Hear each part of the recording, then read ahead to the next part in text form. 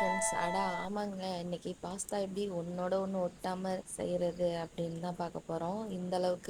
எந்த அளவுக்கு ஒட்டாமன்னா, நம்ம எடுத்து தொட்டோன்னே வலிக்கிட்டு விழுற அளவுக்குங்க. அதுக்கு தண்ணி சூடானோன்னா கொஞ்சம் சால்ட்டும் ஆயிலும் சேர்த்துக்கணும். அப்போ ஆயிலும் சேர்த்துட்டு நம்ம பாஸ்தா வச்சுருக்கோம்ல, அதை கொட்டி வேக விட்டுறணும். அது நல்லா வெந்ததுக்கப்புறம் எந்த பதத்தில் இருக்கணும் அப்படின்னா, இந்த மாதிரி இருக்கணும்.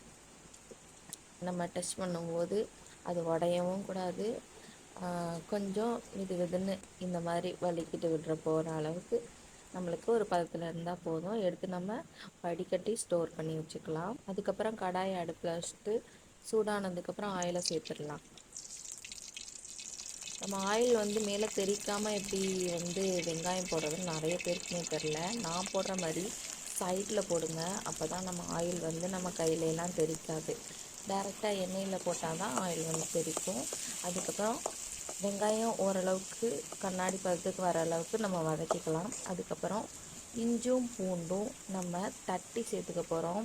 நம்ம பேஸ்ட்டாக சேர்க்குறத விட தட்டி சேர்க்குறது ரொம்ப டேஸ்ட்டாகவும் இருக்கும், ஆரோக்கியமும் கூட. கடையில் இருக்கிறத வாங்கி நம்ம யூஸ் பண்ணுறத விட நேரடியாக இஞ்சியும் பூண்டையும் தட்டியே நம்ம சேர்த்துக்கலாம்.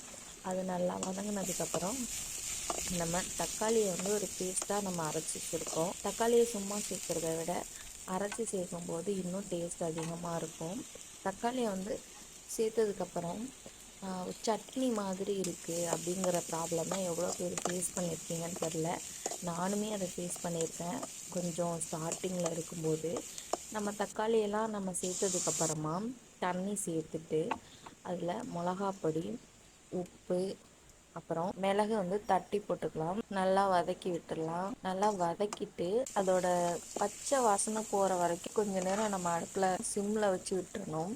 அதுக்கப்புறம் நம்ம வதக்கிட்டு நம்ம டேஸ்ட் பண்ணி பார்க்கணும், அந்த தக்காளியோட பச்சை வாசனை போயிடுச்சா அப்படின்னு செக் பண்ணணும். செக் பண்ணிவிட்டு போயிருச்சு அப்படின்னா நம்ம ஸ்டோர் பண்ணி வச்சுருக்க பாஸ்தாவை எடுத்து இதில் டைரெக்டாக ஆட் பண்ணிவிட்டு வதக்கி விட்டுறலாம். நல்லா வதக்கி விடுங்க. அடுப்பை சிம்மில் வச்சுக்கோங்க. நான் இன்றைக்கி விறகடுப்பில் தான் செய்கிறேன். நான் கொஞ்சம் கம்மியாகவே தான் வச்சுக்கிட்டேன். இப்போ நம்ம சர்வ் பண்ணோம்னா இதே மாதிரி ஒன்றோட ஒன்று ஒட்டாமல் பாஸ்தா ரெடி ஆகிடும். இந்த டிப்ஸ் எல்லாம் உங்களுக்கு பிடிச்சிருந்துச்சுன்னா லைக் பண்ணுங்கள், ஷேர் பண்ணுங்கள், நம்ம சேனலை சப்ஸ்கிரைப் பண்ணி வச்சுக்கோங்க. Thank you friends. Bye friends.